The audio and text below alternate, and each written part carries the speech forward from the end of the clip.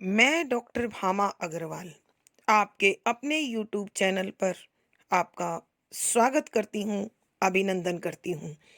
ये बच्चों, आज हम श्रीमती महादेवी वर्मा जी द्वारा रचित संस्मरण प्रणाम का अध्ययन करते हैं। यह उनके संस्मरण संकलन पथ के साथी से लिया गया है।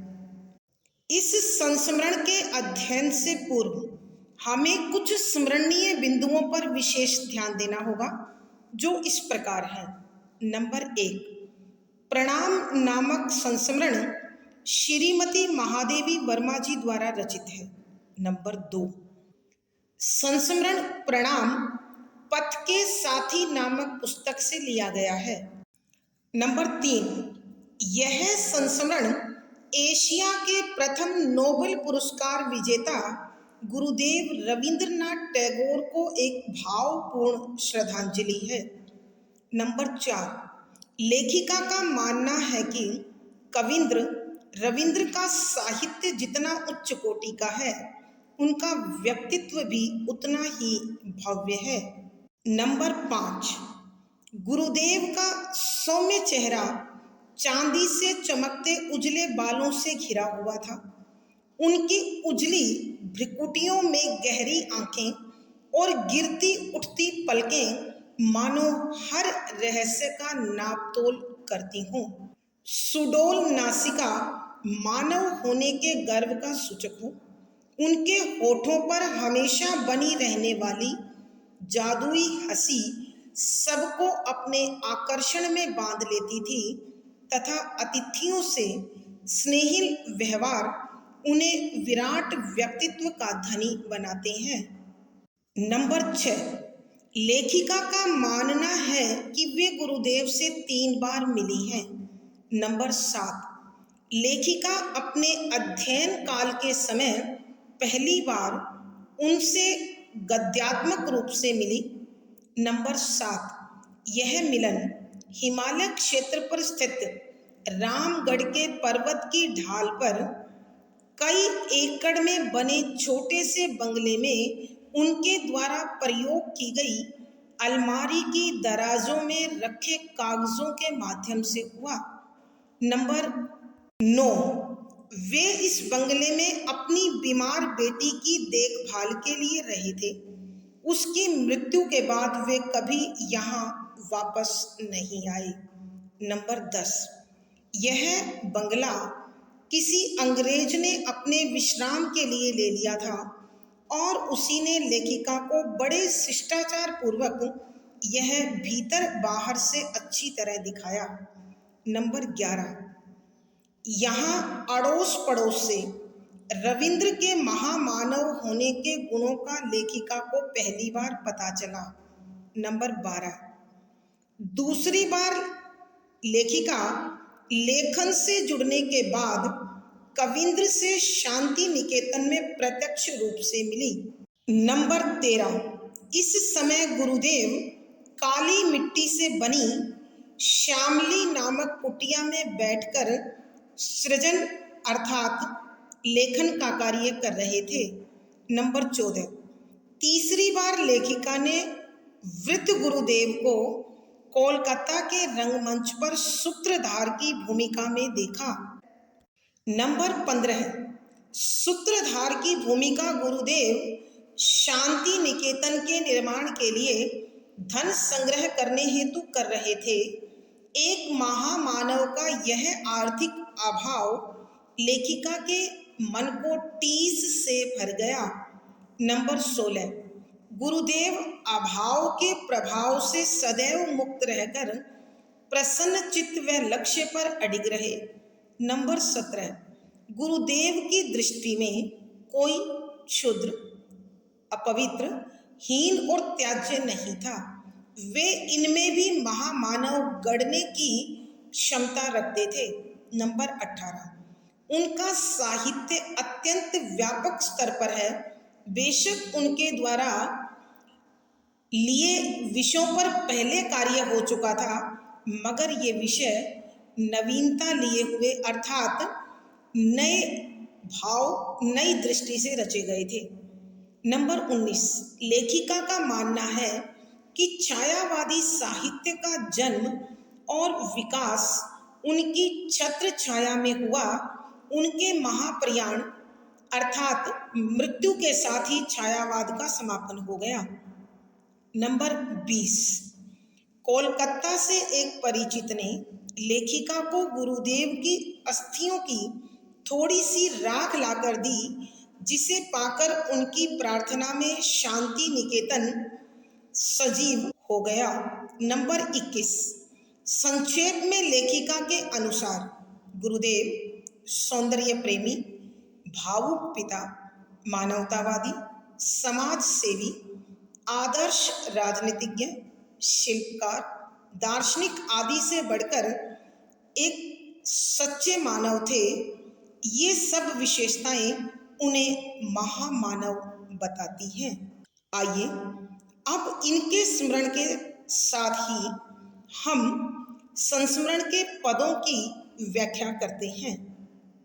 पद संख्या 21, संबलहीन मानव से लेकर खड्ड में गिरकर टांग तोड़ लेने वाले भूटिया कुत्ते तक के लिए उनकी चिंता स्वाभाविक और सहायता सुलभ रही। इस समाचार ने कल्पना विहारी कवि में सहृदय पड़ोसी और वात्सल्य भरे पिता की प्रतिष्ठा कर दी। इसी कल्पना अनुमानात्मक परिचय की पृष्ठभूमि में मैंने अपने विद्यार्थी जीवन में रविंद्र को देखा। प्रसंग प्रस्तुत गद्यांश हमारी हिंदी की पाठ्य पुस्तक संस्मरण में छायावाद के आधार स्तंभ कवियों में प्रमुख श्रीमती महादेवी वर्मा जी द्वारा रचित प्रणाम संस्मरण से लिया गया है।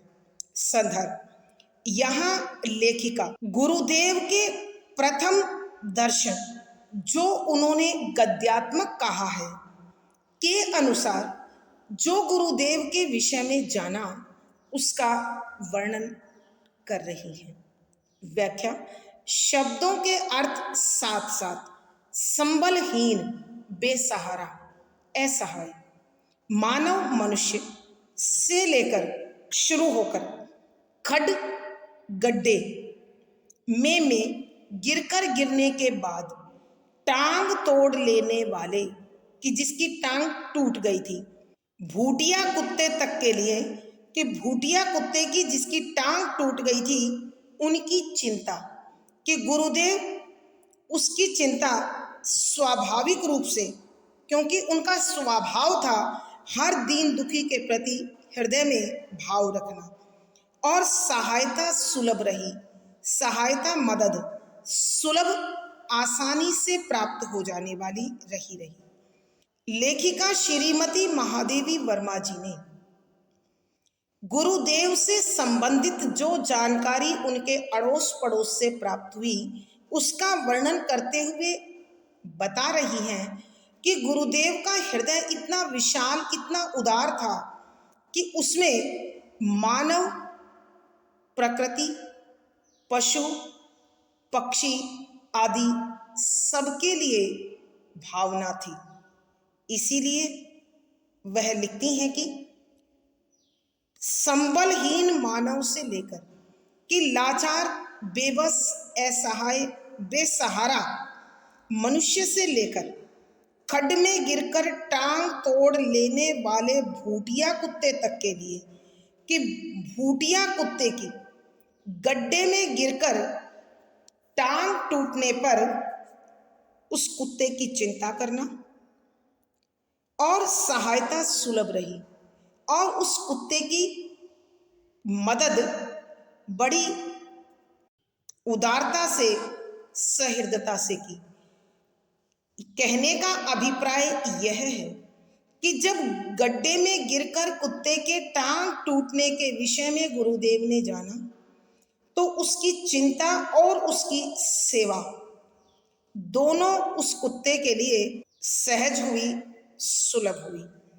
इस समाचार ने कि इस खबर ने, इस सूचना ने कल्पना विहारी कवि में कि कल्पना में विचरण करने वाले कवि के हृदय में, कवि के मन में पड़ोसी और वात्सल्य भरे पिता की प्रतिष्ठा कर दी, कि भावुक पड़ोसी के रूप में और वात्सल्य से भरे हुए पिता की एक छवि निर्मित कर दी, स्थापित कर दी।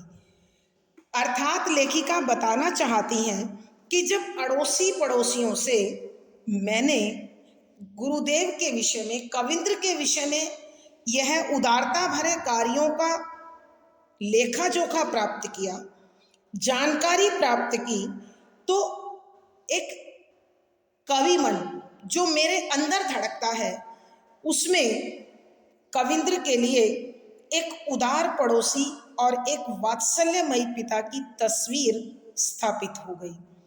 इसी कल्पना अनुमानात्मक परिचय की पृष्ठभूमि में मैंने अपने विद्यार्थी जीवन में रविंद्र को देखा कि इस प्रकार अपनी कल्पनाओं में और अंदाजे से भरा एक परिचय को आधार बनाकर मैंने विद्यार्थी जीवन में ही, अपने छात्र जीवन में ही गुरुदेव रविंद्रनाथ को अनुमान और कल्पना के आधार पर देख लिया। आइए प्यारे बच्चों, हम एक बार फिर इस पद की व्याख्या करते हैं।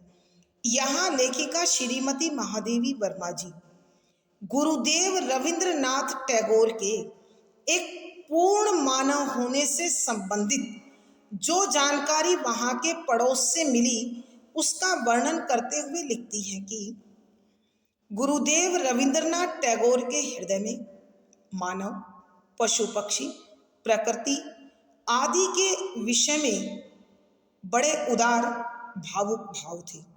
इसीलिए संबलहीन मानव से लेकर कि लाचार, बेबस, बेसहारा, असहाय मानव से लेकर खड्ड में गिरकर टांग तोड़ लेने वाले भूटिया कुत्ते तक के लिए उनकी चिंता स्वाभाविक और सहायता सुलभ रही। कि लाचार, बेबस, असहाय, बेसहारा मनुष्य की सहायता से लेकर वो गड्ढे में गिरकर टांग तुड़वा लेने वाले भूटिया कुत्ते की भी चिंता और मदद हृदय से करते रहे। अर्थात कहने का भाव यह है कि मानव के साथ साथ पशु पक्षी आदि के विषय में भी उनके हृदय में बड़ी कोमल भावनाएं थी। इस समाचार से कल्पना विहारी कवि के सहृदय पड़ोसी और वात्सल्य भरे पिता की प्रतिष्ठा कर दी कि इस प्रकार की जानकारियों ने लेखिका के कल्पना में विचरण करने वाले मन के अंदर गुरुदेव रविंद्रनाथ की एक ऐसी तस्वीर अंकित कर दी, एक ऐसी तस्वीर स्थापित कर दी जिसमें वे एक उदार और भावुक पड़ोसी थे और वात्सल्य से भरे हुए पिता थे। इसी कल्पना अनुमानात्मक परिचय की पृष्ठभूमि में मैंने अपने विद्यार्थी जीवन में रविंद्र को देखा कि लेखिका बता रही हैं, मैंने इसी कल्पना और अंदाजे की जानकारी के आधार पर अपने विद्यार्थी जीवन के अंतर्गत ही रविंद्र की झलक प्राप्त कर ली थी और अपनी कल्पना के अनुसार, अपने अनुमान के अनुसार उनकी एक छवि निर्मित कर ली थी। भावार्थ, लेखिका के कहने का भाव यह है कि बंगले के आसपास से प्राप्त यथार्थ जानकारियों के साथ साथ कल्पना और अनुमान के आधार पर मेरे हृदय में गुरुदेव एक पूर्ण मानव के रूप में स्थापित हो चुके थे। विशेष यहाँ गुरुदेव के उदार व्यक्तित्व का उद्घाटन हुआ है, शुद्ध साहित्यिक खड़ी बोली का प्रयोग है, तत्सम प्रधान शब्दावली ने भाव की गंभीरता को सौंदर्य प्रदान किया है, शांत रस प्रसाद गुण है, वाक्य संरचना विषय के अनुसार गंभीर है, वर्णात्मक तथा चित्रात्मक शैली का सुंदर तालमेल देखने को मिलता है। पद संख्या 22, जैसे धृतराष्ट्र ने लोह निर्मित भीम को अपने अंक में भरकर चूर चूर कर दिया था, वैसे ही प्राय पार्थिव व्यक्तित्व कल्पना निर्मित व्यक्तित्व को खंड खंड कर देता है। पर इसे मैं अपना सौभाग्य समझती हूँ कि रविंद्र का प्रत्यक्ष दर्शन ने मेरी कल्पना प्रतिमा को अधिक दीप्त सजीवता दी, उसे कहीं से खंडित नहीं किया। पर उस समय मन में कुतूहल का भाव ही अधिक था, जो जीवन के शैशव का प्रमाण था। प्रसंग पूर्ववत। संदर्भ यहाँ लेखिका गुरुदेव रविंद्रनाथ टैगोर के उस व्यक्तित्व की तुलना जो उन्होंने कल्पना और अपने अंदाजे से निर्मित किया था कि प्रत्यक्ष दर्शन से कर रही है, और दोनों में समानता की प्राप्ति पर भावुक है, गदगद है। अपने इन्हीं मनोभावों का उद्घाटन करते हुए लेखिका लिखती है कि व्याख्या शब्दों के अर्थ साथ साथ जैसे जिस प्रकार से धृतराष्ट्र ने लोह निर्मित लोहे की बनी हुई भीम की प्रतिमा को अपने खुद के यानी धृतराष्ट्र के अंक बाहों में भरकर लेकर चूर चूर कर दिया था, पूरी तरह से तहस नहस कर दिया था, उसका चूरा बना दिया था, वैसे ही उसी प्रकार से प्राय अक्सर पार्थिव व्यक्तित्व, शरीर से जुड़ा हुआ व्यक्तित्व, कल्पना निर्मित व्यक्तित्व को कि कल्पना से बनाए हुए व्यक्तित्व को जब शारीरिक रूप से प्रत्यक्ष देखा जाता है तो कल्पना की तस्वीर खंड खंड कर देता है, अर्थात टुकड़े टुकड़े कर देता है। यहाँ लेखिका श्रीमती महादेवी वर्मा जी अक्सर मानव के वास्तविक स्वरूप और कल्पना निर्मित स्वरूप में जो अंतर होता है उसका वर्णन करते हुए बता रहे हैं कि सौभाग्य से मुझे गुरुदेव के कल्पना और यथार्थ स्वरूप में कोई भिन्नता प्राप्त नहीं हुई, कोई भिन्नता प्राप्त नहीं हुई। यहाँ लेखिका श्रीमती महादेवी वर्मा जी गुरुदेव रविंद्रनाथ टैगोर के वास्तविक स्वरूप और काल्पनिक स्वरूप में किसी प्रकार की भिन्नता के कारण भावना को ठेस नहीं लगी, इस विषय का उद्घाटन कर रही है। अर्थात हम कह सकते हैं कि गुरुदेव की काल्पनिक तस्वीर और वास्तविक तस्वीर में अद्भुत समानता को देखकर लेखिका बड़ी प्रसन्न थी और इन्हीं मनोभावों का उद्घाटन करते हुए लिखती है कि जिस प्रकार दुर्योधन के पिता धृतराष्ट्र ने क्रोधवश लोहे से बनी हुई भीम की प्रतिमा को अपनी बाहों में भरकर उसको चूरा चूरा कर दिया था, उसे टुकड़े टुकड़े कर दिया था, ठीक वैसे ही अक्सर पार्थिव व्यक्तित्व कल्पना निर्मित व्यक्तित्व को खंड खंड कर देता है कि व्यक्ति का काल्पनिक चित्र जब वास्तविक स्वरूप के समक्ष आता है तो वह अक्सर नष्ट हो जाता है, समाप्त हो जाता है।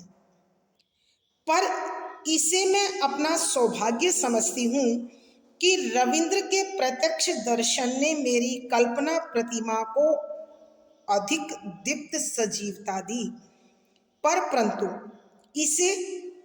इस तथ्य को मैं लेखिका अपने लिए प्रयुक्त कर रही है, अपना खुद का सौभाग्य, अच्छा भाग्य समझती हूँ, मानती हूँ कि कविंद्र रविंद्र की जब मैंने सामने झलक देखी मेरी कल्पना प्रतिमा को कि मेरी कल्पनाओं में जो रविंद्र बसा हुआ था वह मूर्ति, वह तस्वीर अधिक दीप्त सजीवता दी, अधिक उससे भी ज्यादा दीप्त, दैदीप्यमान, चमकती हुई उजली, सजीवता, पूर्णता दी दे दी। कि लेखिका कहती है, परंतु मैं इसे अपना सौभाग्य मानती हूँ, अच्छा भाग्य मानती हूँ कि जब मैंने कविंद्र रविंद्र को सामने जाकर देखा तो मेरी कल्पना से निर्मित उनकी छवि और भी अधिक सजीव हो उठी, और भी अधिक चमकने लगी। अर्थात लेखिका के कहने का भाव यह है कि गुरुदेव के प्रत्यक्ष दर्शन ने कल्पना निर्मित रविंद्र को और भी अधिक आकर्षक, सुंदर, सजीव और पूर्ण बना दिया। उसे कहीं से खंडित नहीं किया कि कहीं लेश मात्र भी कहीं से वह टूटा फूटा नहीं, कम नहीं हुआ। पर उस समय मन में कुतूहल के भाव ही अधिक थे कि जब मैंने गुरुदेव को देखा तो उस समय मेरे मन में जिज्ञासा की भावना, आश्चर्य की भावना, हैरानी की भावना बहुत अधिक थी, जो जीवन के शैशव का प्रमाण थी। कि जो मनुष्य के शैशव अवस्था में अबोध मन अत्यधिक जिज्ञासु होता है, हर विषय को जानने के लिए आतुर होता है, बेताब होता है, व्याकुल होता है, बेचैन होता है, वह बेचैनी मेरे हृदय में अर्थात लेखिका के हृदय में भी भरपूर मात्रा में समाई हुई थी। आइए प्यारे बच्चों, हम एक बार फिर इस पद की व्याख्या करते हैं। यहाँ लेखिका श्रीमती महादेवी वर्मा जी गुरुदेव रविंद्रनाथ टैगोर के वास्तविक स्वरूप और काल्पनिक स्वरूप में अद्भुत साम्य देखकर आश्चर्यचकित थी और प्रसन्न थी। अपनी इसी प्रसन्नता का उद्घाटन करते हुए लेखिका लिखती है कि जिस प्रकार दुर्योधन के पिता धृतराष्ट्र ने क्रोधवश लोहे से निर्मित भीम की प्रतिमा को अपनी बाहों में भरकर उसे चूरा चूरा कर दिया था, उसे खंड खंड कर दिया था, वैसे ही प्राय पार्थिव व्यक्तित्व कल्पना निर्मित व्यक्तित्व को खंड खंड कर देता है। कि जब शारीरिक परिचय प्राप्त होता है तो कल्पना से निर्मित परिचय इसी प्रकार नष्ट हो जाता है, समाप्त हो जाता है, खत्म हो जाता है। पर इसे मैं अपना सौभाग्य समझती हूँ कि रविंद्र के प्रत्यक्ष दर्शन ने मेरी कल्पना प्रतिमा को अधिक दीप्त सजीवता प्रदान की। कि लेखिका बता रही है कि मैं इसे अपना अच्छा भाग्य मानती हूँ कि जब मैं गुरुदेव के दर्शन प्रत्यक्ष रूप से कर रही थी तो उन्होंने मेरी कल्पना की उस तस्वीर को, मेरे कल्पना के उस रविंद्र की तस्वीर को और भी अधिक सजीव कर दिया, और भी अधिक चमकीला बना दिया, और भी अधिक पूर्ण और आकर्षक बना दिया। अर्थात लेखिका के कहने का भाव यह है कि गुरुदेव को सामने देखने पर मेरी कल्पना की तस्वीर और भी अधिक सजीव हो उठी, उसे कहीं से खंडित नहीं किया। कि गुरुदेव के प्रत्यक्ष दर्शन और आचरण ने मेरे कल्पना के रविंद्र को कोई ठेस नहीं पहुंचाई। पर उस समय मन में कुतूहल का भाव ही अधिक था, जो जीवन के शैशव का प्रमाण है। कि जब मैं गुरुदेव से मिली तो उस समय मेरे हृदय में उनके विषय में इतनी अधिक जिज्ञासा थी, इतनी अधिक हैरानी थी, आश्चर्य था, जानने की इच्छा थी, जितनी किसी अबोध बालक के मन में जिज्ञासा समाई हुई है। तो गुरुदेव के प्रति यह जिज्ञासा उसी शैशव अवस्था का प्रमाण था। मेरे मन मस्तिष्क में उनके प्रति जो भाव थे, जो इच्छाएं थी, वो शैशव अवस्था में ही थी। भावार्थ, लेखिका के कहने का भाव यह है कि गुरुदेव के वास्तविक व्यक्तित्व और काल्पनिक व्यक्तित्व में अद्भुत साम्य प्राप्त हुआ। विशेष यहाँ गुरुदेव के विराट व्यक्तित्व का वर्णन किया गया है, जिसमें पूर्णता है, शुद्ध साहित्यिक खड़ी बोली का प्रयोग है, तत्सम प्रधान शब्दावली ने भाव में गंभीरता ला दी है, शांत रस प्रसाद गुण है, वाक्य संरचना विषय के अनुरूप गंभीर है, वर्णात्मक और चित्रात्मक शैली का अद्भुत तालमेल है। पद संख्या 23।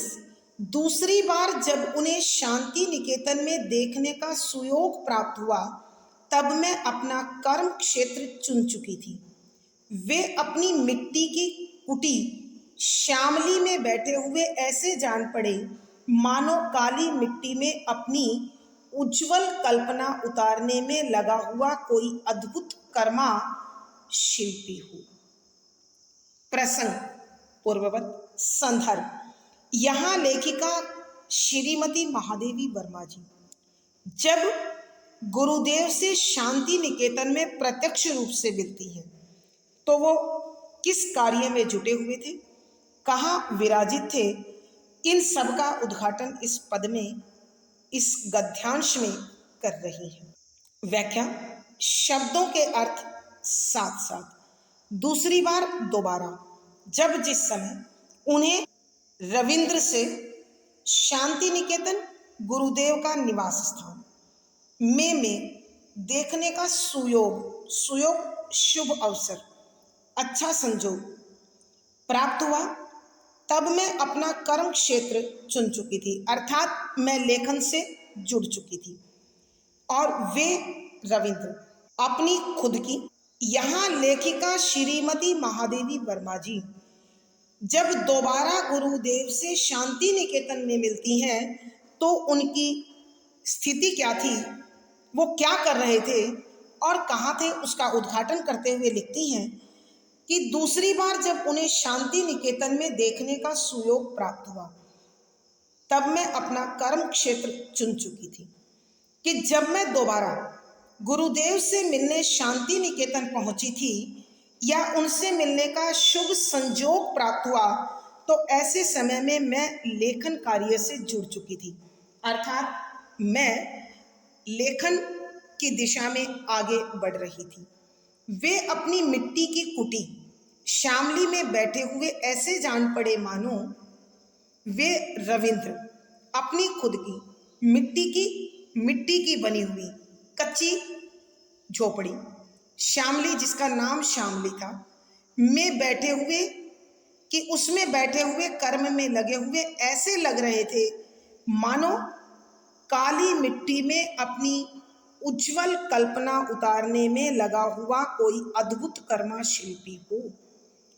कि काली मिट्टी में अपनी उज्जवल कल्पना, सुंदर कल्पना, उदार कल्पना को उतारने में, सजीवता प्रदान करने में लगा हुआ तत्पर कोई भी अद्भुत कर्मा, विचित्र कार्य करने वाला शिल्पी कलाकार हो। कि वे अपनी मिट्टी से लिपी हुई श्यामली नामक कुटिया में इतने भाव में खोए हुए तल्लीन होकर कार्य में लीन दिखाई दिए कि मानो कोई काली मिट्टी से अपने उजले सपनों को साकार करने में लगा हुआ अद्भुत कलाकार हो। अर्थात लेखिका के कहने का भाव यह है कि गुरुदेव जिस तल्लीनता के साथ, जिस तन्मयता के साथ कार्य कर रहे थे उसे देखकर लेखिका का हृदय भावुक हो गया, प्रसन्न हो गया कि वह इस साधारण काली मिट्टी की कुटिया में बैठकर इस संसार के लिए, इस समाज के लिए सुंदर सपनों को रच रहे हैं, उन्हें साकार करने में लगे हुए हैं। आइए बच्चों, हम एक बार फिर इस पद की व्याख्या करते हैं। यहाँ लेखिका श्रीमती महादेवी वर्मा जी जब दूसरी बार गुरुदेव से मिलती हैं तो शांति निकेतन के पास बनी श्यामली नामक कुटिया में उन्होंने जो देखा उसका चित्रण करते हुए लिखती हैं कि दोबारा जब मैं गुरुदेव रविंद्र से मिलने शांति निकेतन पहुंची और उनके दर्शन का मुझे शुभ अवसर प्राप्त हुआ तो ऐसे में मैं एक लेखिका के रूप में प्रतिष्ठित हो चुकी थी और लेखन के कार्य से जुड़ चुकी थी।